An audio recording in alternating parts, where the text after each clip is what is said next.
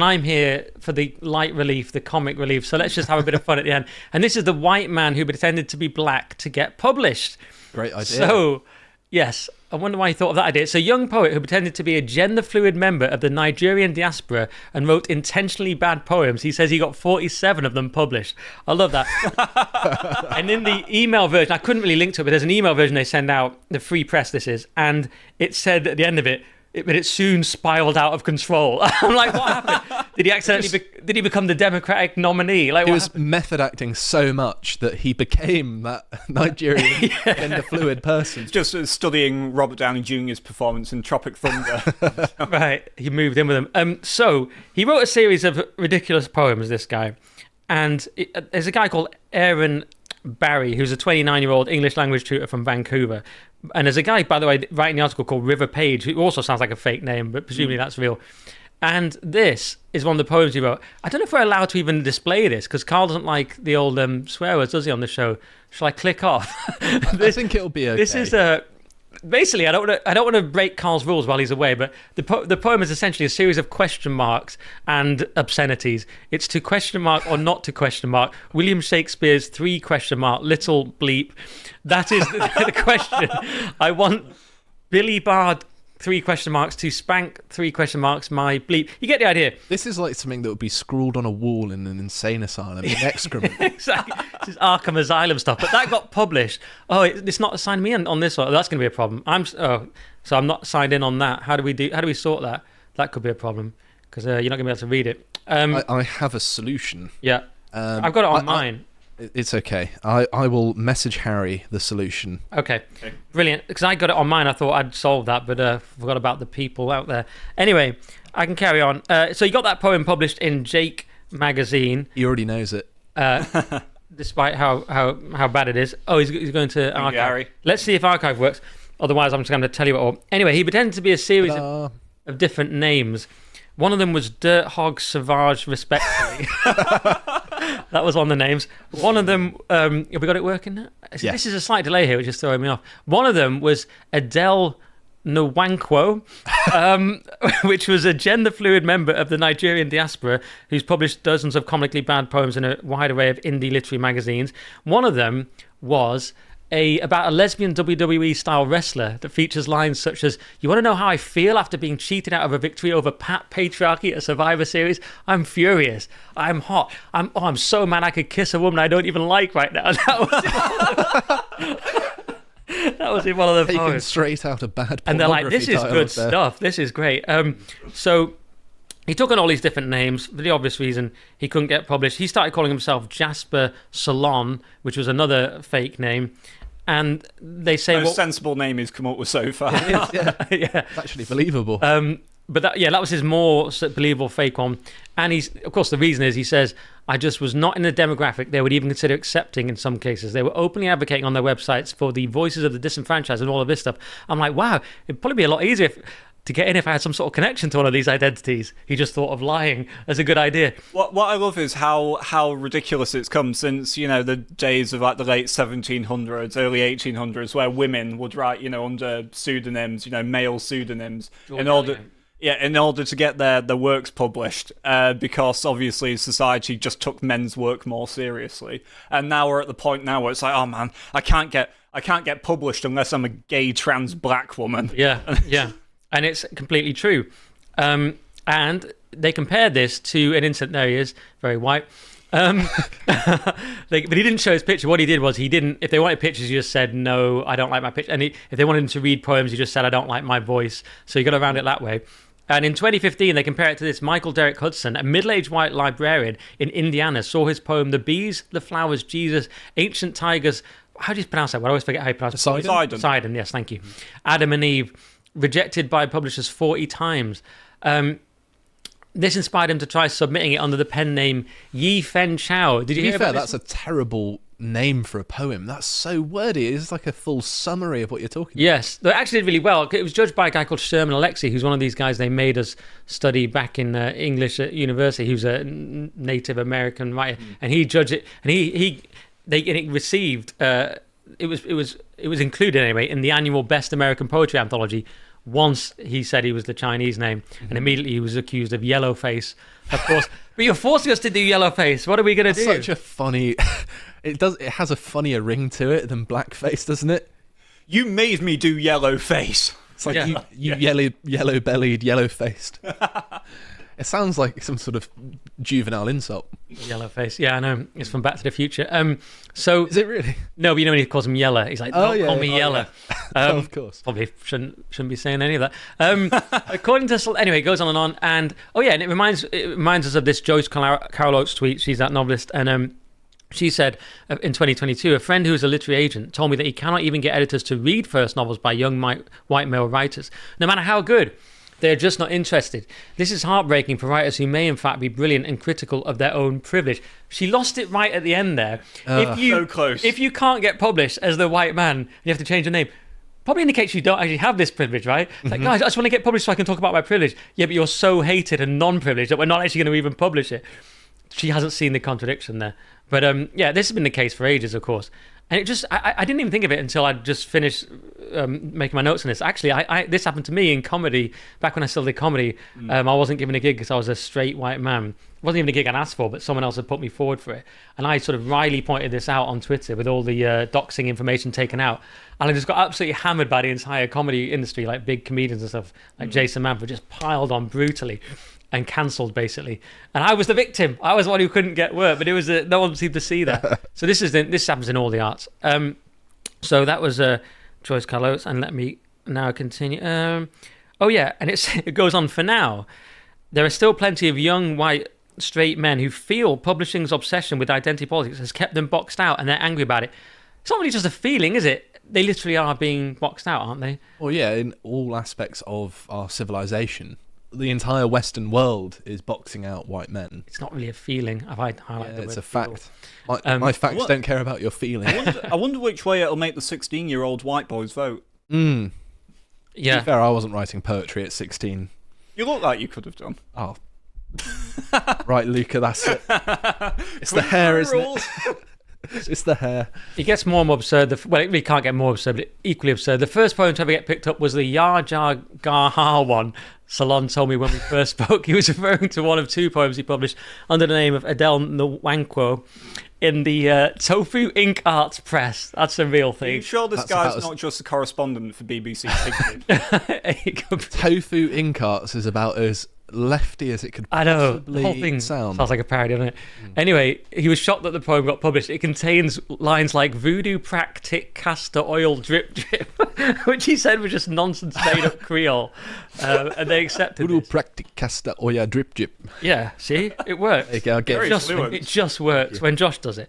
Anyway, he was influenced, of course, by various literary hoaxes. The Ern Malley hoax, where they pretended conservative writers pretended to do modernist poetry, and they were lauded. And of course, our old good friend James Lindsay had a similar thing, didn't he, with academic papers? Shout out James. And so of course he was inspired by all of those. It's another similarly absurd, it's just another example, isn't it, of a similarly absurd thing. There was another interesting part though, where there was this one guy he tricked called Chris Talbot, who the Free Press insist on calling they. I don't know why they are still playing that game. One of those. I can tell it's a bloke from his name. And this is To be fair, Chris is a unisex name. oh, how dare you? It's a good point. Sorry. They were right to call it a they. I mean, Chris is rarely, with a CHRIS, it's rarely a woman. That's true. That's almost I'm just never. being a pedant. You are, on Josh. purpose. That's twice why today. it's why I've missed you so much. I'm just trying to find it where this guy would publish. Here you go.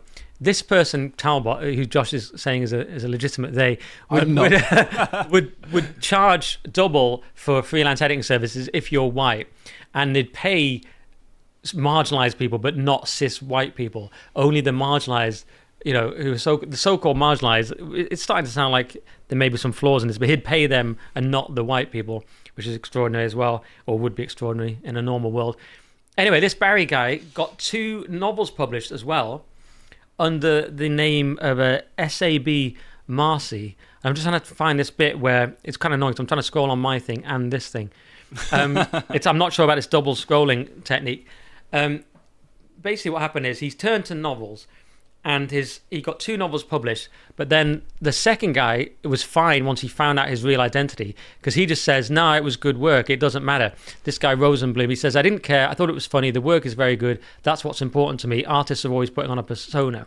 So he didn't worry about it at all. But the first guy was a guy called Derek White, who got so annoyed, he said, I haven't published a white male author for 2 years because I don't want to deal with you guys. If I'd known you were a white male author, I would not have accepted the book. That's why you did it. That's so explicit as well. I know, that's what Barry's claiming he said to him. And of course, this guy White denies it.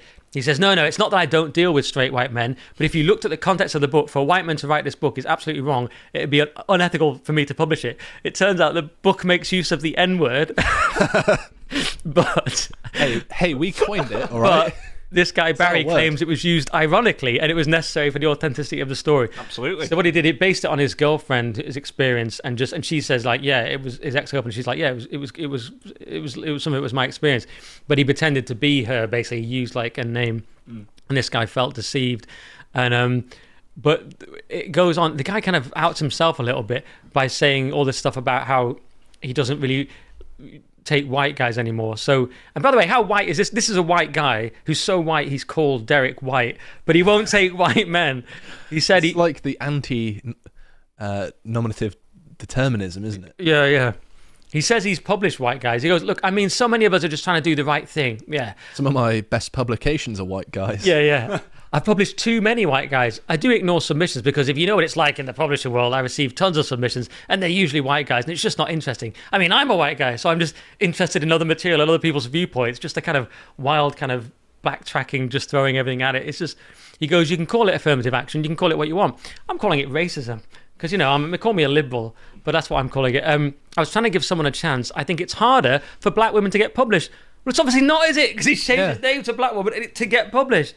But they just double down on this sort of illusory reality of like 1948 or something. I think the elephant in the room here is what the publishers really think is, regardless of whether they have the name of the person, they prefer the poems of the white people because they're giving them awards, they're publishing them, and they find that actually maybe some of the urban black women that are writing poetry are not quite to their standards.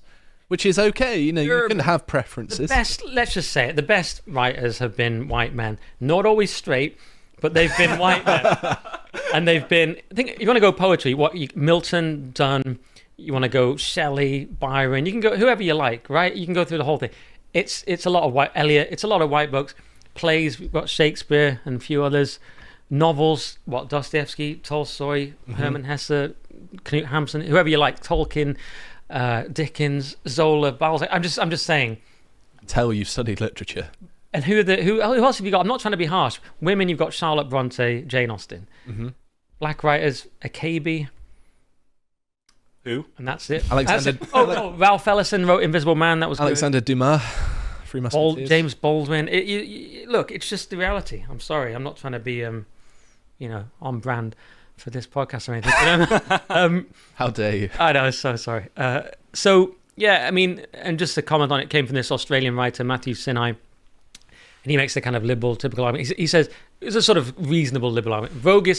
Roguish privileging of increasingly arcane identity categories not only hurts the arts in general terms, it hurts budding artists, especially those who are from so-called marginalised groups. Quote, the soft bigotry of low expectations, that's just a very liberal phrase here, quite often co-signs these writers to an embarrassing spectacle of publishing undercooked and poorly constructed work. And of course that is true as well. He says the Echolalia Review Project has proven that identity fetishization in the poetry world literally comes at the expense of the art form. Yeah, of course, the standards are low. If you're not going to insist on any standards and just publish any slop full of question marks and obscenities, then of course it will lower the standards because you don't need to be any good. But the thing is as well, good art, it doesn't really matter who made it. Like, I've listened to some of Charles Manson's music and I think it's good. I don't approve of the man. Right. No, it's okay. I don't approve of John Lennon as a human being, but I like the Beatles. You like the songs, not the killing spree. Yeah. He also wrote with Dennis Wilson of the Beach Boys. I know, yeah. That's how it was recorded. The Beach Boys were the ones that recorded it. Never Learn Not to Love. Is that right? That was one of the titles. I think it might be. One of his most famous songs is Home Is Where You're Happy. It's quite catchy, actually. Here you go. Don't never doubt my Beach Boys / Manson knowledge. Never Learn Not to Love is a song recorded by the Beach Boys. The song is an altered version of Cease to Exist, written by the Manson family leader, Charles Manson. So. Oh, right. Okay, fair enough. Yes, Beach Boys is my kind of expert area. Yeah, we're sort of opposite ends of the Atlantic 1960s equivalent, because my favourite band's the Beatles, yours is the Beach Boys, isn't it? We'll have to fight after. In Lads Hour, we'll But fight. I like both, and I also think Pet Sounds as an album is much better than anything the Beatles put together. Well, that's true, but they're just the Beach Boys are a completely different level. We can't get into it now, but but they're also straight white men, by the way. Yeah. Just to bring it full circle, just to try and get a nice closing. Because I don't really have a closing on that. I've already used up all my closers, so that's all. That's what I had. I mean, it's a more trivial topic, but I just thought it's kind of this kind of thing that was big a while ago, wasn't it? It's like, the anti-woke stuff. It feels it's not trivial to people who actually want to go into poetry or writing. Right? No, that's massive. That could ruin their entire life. And when I say trivial, I wasted my life doing comedy, thinking the same thing happened in that. You hit against a wall where you realise I'll never know if I'm good enough or not, because they're telling me I can't have an agent or can't get anywhere anyway on grounds of my immutable characteristics. So it's like I hit that wall as well. And then people can always cite the 3 guys that have made it, James Acaster or something. There's always exceptions, but as a general rule, you're like, oh, there's no point me continuing in this because the doors are all shut. I can end this on a white pill if you like. Go on. So I think that you can't pretend, by the way, to be a black gender fluid woman in comedy as easily, because you've got to be on stage. A lot of face paint. Go on. Yeah, all the face paint is very expensive. Yeah, well, one good thing is that the prevailing direction that things are going in is that everything's going to be online. There's not as many people gatekeeping industries now, because you can go directly to an audience online, can't you? And if your stuff is good, people will come to it. They're not as gatekeepy as the people who are these editors and publishers. People will, if they're looking for good poetry, won't care nearly as much as these people will. And so just go on the internet and do your own thing. And that is where you should seek your success. Make a name for yourself. Be self-made. Don't go via these people, because they won't do you any favours. And as with many, bands and artists, they come to realise that their agents, their publishers, their managers screw them over in the end anyway. Work for yourself. Yeah. Dick Whittington of the internet, going online and making your fortune. Mm-hmm. No, there is something in that. Of course, that's what you got to do. But at the same time, there is something. Self-publishing does lack that kind of that curation. Where you'd rather there were still people who were looking for quality and would publish it. Because when you self-publish, look at the publishing world now. You walk in any bookshop and you just see this sort of. It's just entirely feminine coded. It's a shrine to leftism, basically. Yeah. It's a shrine to leftism. It's always like the Antifa handbook. I hate white people. But it's also women. It's also women basically run publishing. So every book is kind of feminine. Because who are the best writers? It's difficult white blokes.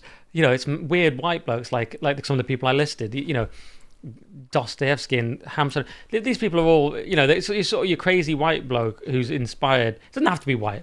But it's not done by committee based on what the current political ideology is what I'm trying to say. They don't all have to be white, but many were. Kafka's another one. Anyway, that's my bit. I'll let you get on to the old comments.